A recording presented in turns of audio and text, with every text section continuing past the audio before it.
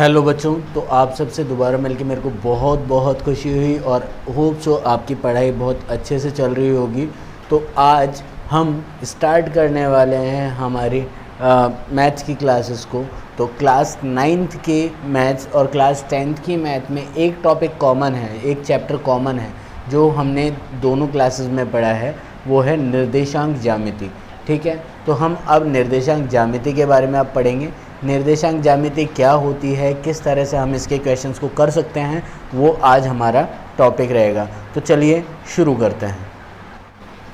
तो बच्चों, निर्देशांक ज्यामिति की वह शाखा है, मतलब हम बात करें अगर गणित की, तो गणित की वह शाखा जिसमें हम ज्यामितीय संरचनाओं को बहुत बारीकी से अध्ययन कर सकते हैं। यानी किसी भी बिंदु की स्थिति किसी द्विविमीय रूप में या त्रिविमीय रूप में हम ज्ञात कर सकें, तो उस पूरे के पूरे प्रक्रम को हम या फिर उस पूरे भाग को हम क्या बोलेंगे, ज्यामिति। ठीक है, निर्देशांक ज्यामिति।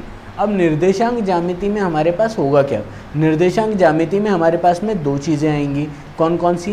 पहला हम बात करेंगे, यहाँ आपके दो अक्ष जैसा आप देख सकते हैं डायग्राम में।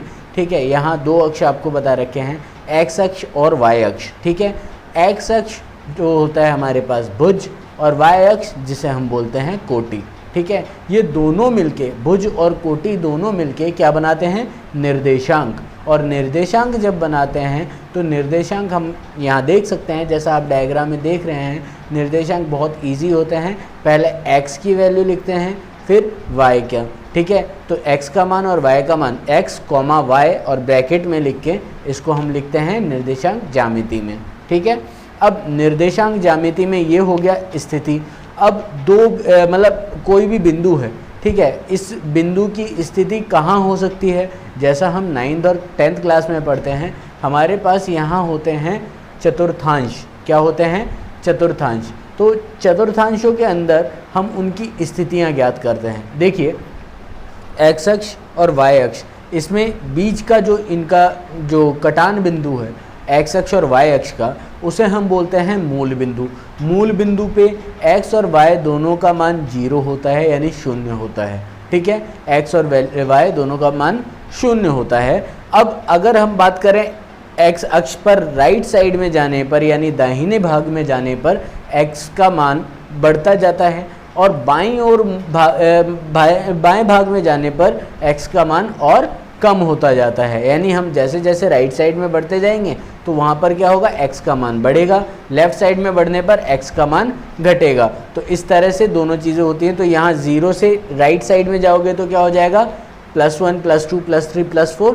लेफ्ट साइड में जाओगे तो -1 -2 -3 -4। इस तरह से निर्देशांक आएंगे। इसी तरह से y अक्ष पर ऊपर की तरफ जाने पर हमारे पास क्या होगा, मूल बिंदु से ऊपर जब जाओगे तो होगा +1 +2 +3 +4। नीचे जाने पर -1 -2 -3 -4। इस तरह से आपके निर्देशांक बढ़ते और घटते हैं। ठीक है, इस माध्यम के अनुसार हम अगर बात करें 4 भागों की, तो ये 4 चतुर्थांश कुछ इस तरह से हैं। पहला चतुर्थांश, दूसरा चतुर्थांश, तीसरा चतुर्थांश और चौथा चतुर्थांश। इन चारों चतुर्थांशों में बिंदु की स्थिति अलग अलग होती है और उनका मान पहले चतुर्थांश में x और y दोनों प्लस में होंगे, दूसरे चतुर्थांश में x नेगेटिव y पॉजिटिव होगा, तीसरे चतुर्थांश में x और y दोनों नेगेटिव होंगे, चौथे चतुर्थांश में x पॉजिटिव y नेगेटिव होगा। ठीक है, तो यहाँ तक हमारे पास हुआ इनके मानों के बारे में। इनका जो बीच की निर्देशांकों के बीच की दूरी है उसके बारे में हम ज्ञात करेंगे अगले भाग में। तब तक के लिए नमस्कार। घर पे रहिए, सुरक्षित रहिए और ये अपनी सेहत का पूरा ध्यान रखिए। धन्यवाद।